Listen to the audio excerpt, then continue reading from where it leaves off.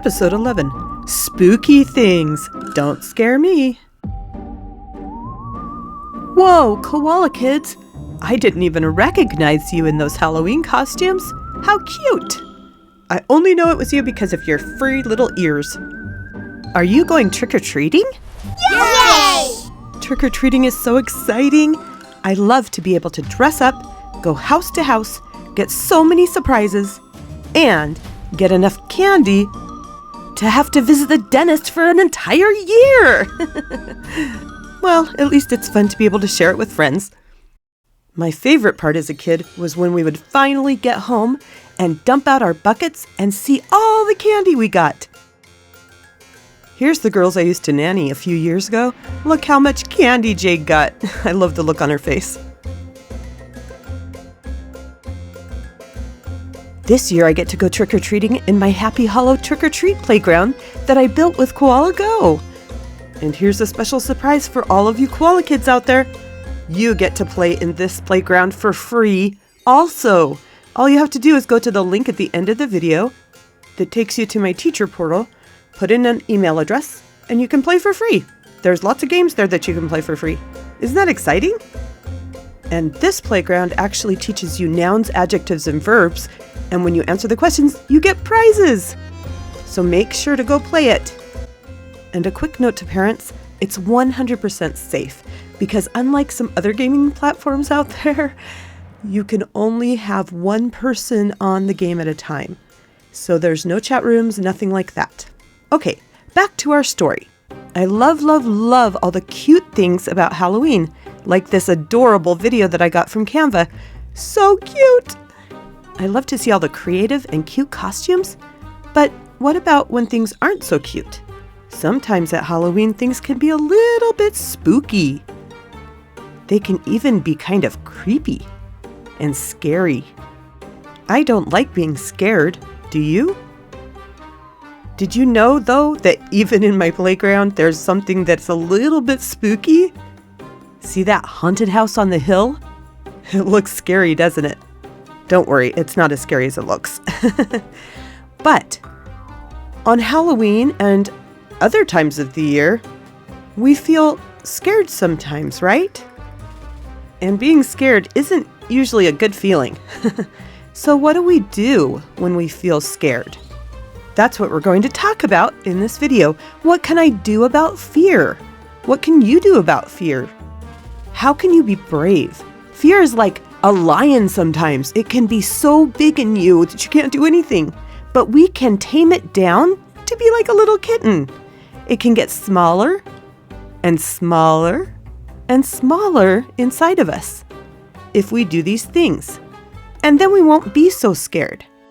So I thought of a little acronym to help you remember the steps to tame fear. First, face it, then erase it, accept it, and respect it. I'm going to talk about each one. First, we want to face it whenever we can. Running away from our fears can make them even more powerful, like that lion. But when we face our fears, by doing the things that we're afraid of, they become like that little kitten. So now let's go back to my spooky house on the hill and face it. Are you brave enough? Of course you are. One thing that will help you is to remember that almost all of the time, things are not as scary as we think they will be. Are you ready? Here we go. Oh, look, it's not scary at all.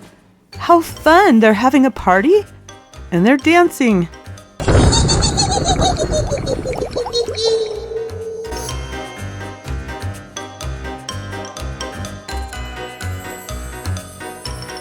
Ooh, I want a cute cupcake. Mmm, yummy, yummy.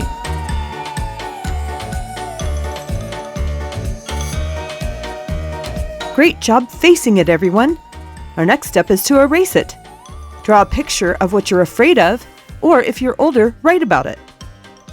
Then show it to your parent and tell them all about it. When you feel like you aren't so afraid anymore, erase what you made or tear it up and throw it away. I'm going to start with a black page because when I was little, I was afraid of the dark. I thought there might be monsters in my room hiding under my bed or in my closet. But that's kind of funny because monsters don't even exist, do they? There's no such thing as monsters. Still, I would need to use some tools so I wouldn't be afraid. Here's some tools that you can use if you're afraid of the dark. A flashlight next to your bed. Sing a happy song in your head. Hey, that rhymes. The songs that helped me the most were the ones that I learned at church or at school. And another idea is to have a night light or a lamp that you can turn on and leave on during the night. So draw tools that will help you too, and your parent can help you think of some. Next is accept it. Some fears come from real experiences and are to keep us safe. Instead of trying to fight the fear, accept it. Just let yourself feel the fear and make a plan. So I have a story about this, and it's kind of ironic because it happened at Disneyland, and I'm going to Disneyland this weekend with my little nieces. I'm so excited. It will be the first time I've been there in about 25 years. But this story happened a long time ago when I was about 10 years old. And I went on a roller coaster there that was all in the dark, even though I knew that I was afraid of the dark. Well, what happened was that I got very sick because I couldn't see where I was going. And yes, I threw up afterwards. It was not a fun experience. So there are some times when fear is trying to protect us and we need to listen to that. I won't be going on that dark roller coaster, but my favorite roller coaster is still in Disneyland, and it just makes me laugh the whole time. I'm so glad that I faced my fear and kept going on roller coasters because I found my favorite one. Our last step is respect it. Sometimes we feel fear when something isn't right, but we don't know what it is. Everything seems normal, but we have a bad feeling inside. Listen to and respect that feeling. It could save your life or someone else's. I have another story about this.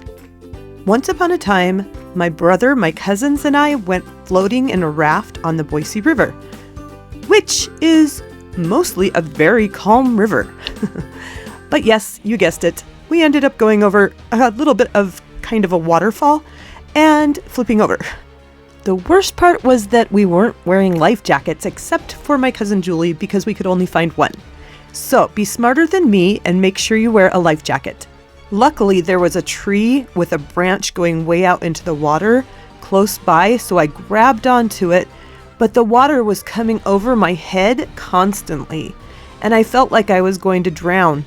And so I kept thinking, I need to let go so that I won't drown. But every time I thought that, I heard a voice in my head that I knew wasn't mine say, "Hold on." So 3 times that happened. I almost let go because I really thought I needed to.